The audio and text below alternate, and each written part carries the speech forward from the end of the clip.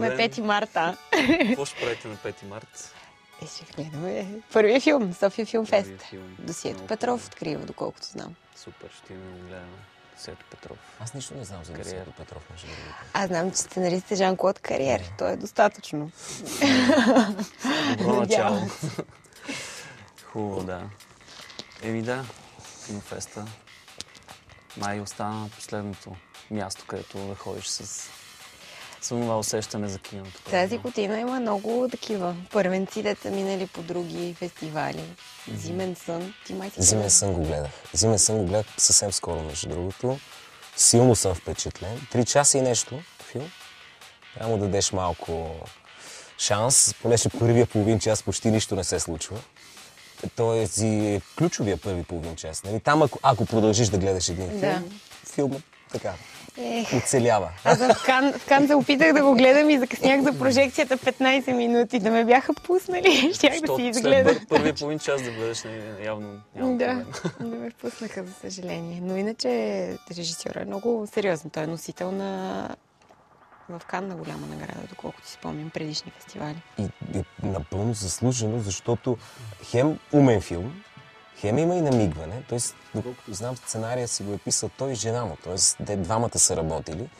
И там женските персонажи, понеже очевидно главният мъжки персонаж е той. Аз като го гледах си мислих, че съм аз. Значи, до така степен идентификация. И това е много хубаво. Той е един човек, който си задава няколко основни въпроса изобщо какво се случва с живота му до този момент, но живота му е сравнително подреден. Естествено, женските персонажи не мислят така, те му обясняват как не са точно така нещата, те имат своя визия, той е виновен за много неща. Много умен филм и с намигване към самото турско кино и към турския театър. А как са им женските персонажи? Достатъчно силни ли са като герои? Много силни, много силни. Това е интересно. Една уникално красива турска актриса, мисля, че все пак е плод на смесен брак, но поразяващо красива наистина. Такава и целта и там да бъде. Младата му жена, която е очаквала от него големи неща. И той е богат, той издържа, тя се занимава с благотворителност. Да не го разказвам, ще ми трябва, значи, филм 3 часа и нещо, да ви го разкажа. Половин час. Половин час трябва да ми дадете. Да го разкажа, но трябва да го видим. Със сигурност не е за всеки обаче. Искам да видя реакциите на публиката на Филмфеста. Ако изкарат, нали, половин час с първия и след това ключово. Това е най-хубавото на Филмфест. Просто си мирише на кино, като отидеш. Даже усещането е такова. Да. Макар, че тази година е така и с злато украсено. Да, точно може да опитаме, наистина това е добре. Злато, златна маска. Какво се сещате за златна маска? Каква ви е асоциацията? Моята асоциация е човек с желязната маска. Значи, аз не знам защо си представям някакъв козметичен център, където нова технология за опъване на кожата има. Сериозно ли това си представяш? Защото си опитвам да избегна от първосигналната асоциация за златна маска и някой се крие отдолу и гледате ни очи, нали? И създава илюзията за нещо много скъпо и такова. И си представям една яка мацка, която я опъват с тук нова технология. Злата. Машите с злато. Драго ти, твоето око ще по-страни. При мен бие повече нещо към Индиана Джонс. Аз все пак съм завършил културология, там златните маски си бяха естествена част от обучението ми. Даже преди няколко години намериха поредната златна маска на Терес. Малко сплескана. Ти пипал ли си златна маска? Как е? Не ни даваха. Там не стигаше обучението. Може да комбинирате двете неща с операцията и след това да се пипа. Като свалиш, вече си нов човек, не знам. И от една страна историята на мацката, която е била зад нея, и от друга самата златна маска, т.е. за моя Индиана Джонс. Тя си общува с една златна маска, може би. Това е. Там отиваме на Алмодовар малко. Вече представяш ли си как е красавица? За Ди Каприо си мисля през цялото време. Интересно ще бъде, да. Много ми е любопитно какво има зад златната маска. Между другото, пропуск на българското кино. Го приемам, че не работи с златната маска и с тая тема. Защото това е българска история. Това, което не знаят повечето хора е, че